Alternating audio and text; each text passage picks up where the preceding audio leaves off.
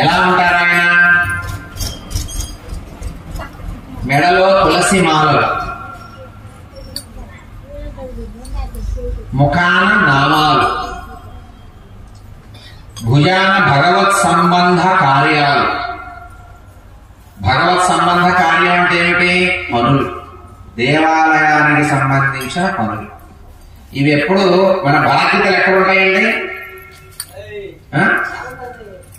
బాధ్యతలు భుజం మీద పెట్టుకుంటాం, అవునా కాదా? పర్సులో పెట్టుకుంటాం, పర్సులో డబ్బులు పెట్టుకుంటాం. బాధ్యతలు నా భుజాల మీద ఉన్నాయండి, నా కుటుంబం బాధ్యత అంటామా లేదా?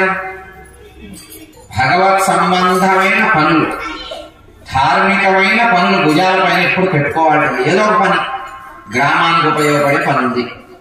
నీటి కాలువలు తీపించుట, మురుగు కాలంలో పోయేవి తీపించుట, బావులు తోలించుట, కరెంటు లైట్స్ పెట్టించుట, మరి వానలు వరదలు వచ్చినప్పుడు ఎక్కడ ఎవరికి ఇబ్బంది కలగకుండా ఉండే జాగ్రత్తలు తీసుకునుట, ప్రమాదాలు సంభవించకుండా చిన్నపిల్లలకి పెద్దలకి జాగ్రత్తలు గ్రామంలో తీసుకునుట. ఇవన్నీ సమాజహితమైన పనులు కదా. ఇవన్నీ భుజాల మీద ఎక్కువ ఉండాలి కదా మనందరూ. మరి ఎవరికైనా ఆపద వస్తే సహాయం చేయుట. ఆపద వచ్చిందని తెలిసిందనుకోండి, పక్కన బజార్లో మనం ఫోన్ స్విచ్ ఆఫ్ చేసేయకుండా, లేదా ఊరికి పోకుండా, వాళ్ళకి ఏదైనా మనం అడిగితే వెంటనే స్పందించి ఏదో సహాయం చేద్దామనేటటువంటి ప్రయత్నం చేయాలి.